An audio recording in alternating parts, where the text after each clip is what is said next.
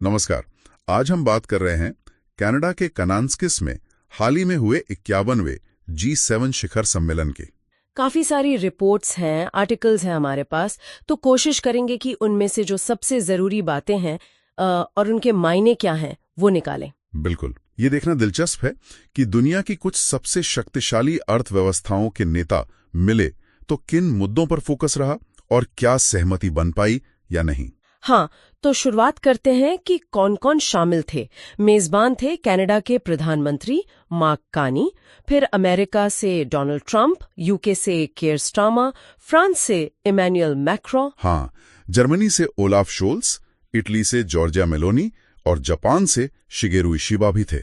और यूरोपीय संघ का प्रतिनिधित्व तो होता ही है। और इस बार कुछ अतिथि देश भी थे, है ना? हाँ, कई थे। यूक्रेन के वोलोडिमिर ज़ेलेंस्की तो थे, भारत से प्रधानमंत्री नरेंद्र मोदी, ऑस्ट्रेलिया के एंथनी अल्बनीज और ब्राजील, दक्षिण अफ्रीका, मेक्सिको, दक्षिण कोरिया भी। ये एक तरह से G7 की कोशिश दिखाता है ग्लोबल साउथ के साथ जुड़ने की। सही। तो फिर मुख्य मुद्दे क्या रहे? लगता है वैश्विक सुरक्षा वो सबसे ऊपर था, खासकर रूस यूक्रेन युद्ध और मिडल ईस्ट के हालात। हाँ बिल्कुल, यूक्रेन को मदद और रूस पर प्रतिबंधों पर बात तो हुई, लेकिन एक दिलचस्प बात ये सामने आई रिपोर्ट्स में कि अमेरिका ने ही यूक्रेन पर एक साझा बयान को फाइनल होने से रोक दिया। अच्छा, ये तो मतलब G7 की एकजुटता पर सवाल उठाता है, खासकर यूक्रेन को लेकर। हाँ, ये अमेरिका के बदलते रुख का साफ संकेत था और इसने यूक्रेन पर जो G7 का एक यूनिफाइड स्टैंड था उस पर थोड़े सवाल तो खड़े कर दिए। तो ज़ेलेंस्की के लिए तो ये काफी निराशाजनक रहा होगा फिर। सुना है कनाडा ने तो सीड 2 बिलियन की मदद का ऐलान किया था। बिल्कुल, वो मदद तो आई कनाडा से, लेकिन ज़ेलेंस्की अमेरिकी हथियार पैकेज हासिल किए बिना ही समिट से चले गए और इसे उन्होंने खुद कूटनीतिक संकट कहा। और क्रेमलिन का क्या रिएक्शन था? क्रेमलिन ने तो G7 को सिरे से खारिज कर दिया, कहा कि ये काफी हद तक बेकार है। उधर इजरायली ईरान तनाव पर नेताओं ने इजराइल के आत्मरक्षा के अधिकार का तो समर्थन किया, पर यहां भी पूरी एकता नहीं दिखी। क्यों, क्या हुआ? क्योंकि ट्रंप इसी संकट का हवाला देकर जल्दी निकल गए और वो ज़ेलेंस्की से मिले भी नहीं। अच्छा, तो सुरक्षा के मोर्चे पर काफी तनाव और असहमति दिखी। G7 का एक और कोर एरिया होता है व्यापार। वहाँ क्या माहौल था? सच कहूं तो व्यापार के मोर्चे पर तस्वीर बहुत अच्छी नहीं थी। कोई बड़ी सफलता नहीं मिली। कोई भी नहीं। बस एक छोटा सा समझौता हुआ अमेरिका और यूके के बीच, वो ऑटो और एरोस्पेस तारिफ पर। रिपोर्ट्स यही बताती हैं कि ट्रंप प्रशासन को बड़ी कॉम्प्लेक्स डील में कोई खास दिलचस्पी नहीं थी। वो द्विपक्षीय बातचीत पर जोर दे रहे थे। हाँ बिल्कुल, सीधी बातचीत, छोटी अवधि वाली, जैसे कनाडा के साथ उन्होंने 30 दिन की बातचीत का प्रस्ताव रखा। बड़ी मल्टीलैटरल ट्रेड डील्स पर कोई प्रगति नहीं हुई, जो पहले G7 का एक मुख्य फोकस होता था। तो सुरक्षा और व्यापार में तो मिलीजुली या कहें कि छोड़ी निराशाजनक तस्वीर रही। जलवायु और तकनीक जैसे मुद्दों पर क्या कुछ सहमति बनी? हाँ, उन एरिया में कुछ पॉजिटिव माहौल जरूर देखा, जैसे क्लाइमेट चेंज से निपटने की तैयारी, क्लाइमेट रेजिलियंस, ग्रीन एनर्जी की तरफ जाना और स्वास्थ्य पर इसके असर, इन सब पर जोर दिया गया। और टेक्नोलॉजी, AI वगैरह? हाँ, आर्टिफिशियल इंटेलिजेंस यानी AI का रेगुलेशन कैसे हो, डिजिटल गवर्नेंस, साइबर सुरक्षा, इन मुद्दों पर भी सहमति बनती दिखी। ये एजेंडा में प्रमुख थे। और इस बैठक में भारत की भूमिका भी अहम रही। प्रधानमंत्री मोदी ने किन बातों पर जोर दिया? देखिए, उन्होंने खास तौर पर आतंकवाद का मुद्दा उठाया, बहुत पुरजोर तरीके से।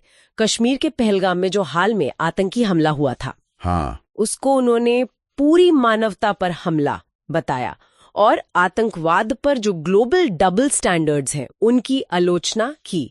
उन्होंने साफ तौर पर दक्षिण एशिया में जो आतंकी नेटवर्क हैं उनके खिलाफ एक एकजुट वैश्विक कार्रवाई की मांग की। ये एक महत्वपूर्ण स्टैंड था। और हाँ, एक और चीज जो बहुत चर्चा में रही वो थी प्रधानमंत्री मोदी और इटली की प्रधानमंत्री मेलोनी की वो तस्वीरें।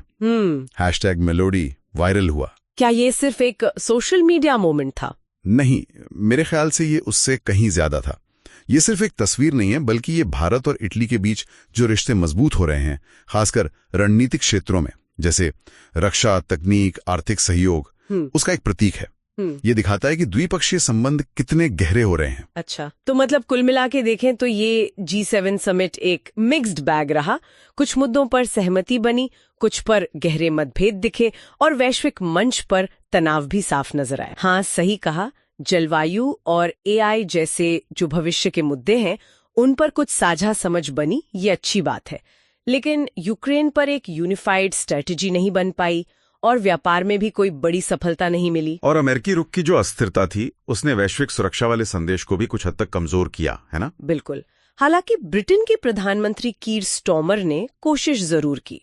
उन्होंने इजराइल ईरान तनाव कम करने और यूके यूएस टैरिफ पर एक संतुलन साधने का प्रयास किया। तो संक्षेप में कहें तो 51वां G7 शिखर सम्मेलन ये दिखाता है कि दुनिया की बड़ी शक्तियां कुछ क्षेत्रों में तो सहयोग कर सकती हैं, लेकिन यूक्रेन युद्ध और व्यापार जैसे जो बड़े अहम मसले हैं उन पर मतभेद अभी भी काफी गहरे हैं। कनाडा ने कोशिश की एक समावेशी एजेंडा रखने की, लेकिन ठोस एकीकृत कार्रवाई सीमित ही रही। और ये हमें सोचने पे मजबूर करता है कि जिस तरह से ग्लोबल पावर बैलेंस बदल रहा है और खुद G7 के सदस्यों के बीच ही इतने अहम मुद्दों पर इतनी अलग-अलग राय हैं, तो क्या G7 जैसे समूह भविष्य में उतने प्रभावी और प्रासंगिक रह पाएंगे जितने वो पहले माने जाते थे? ये एक बड़ा सवाल है जिस पर आगे भी विचार करने की जरूरत है।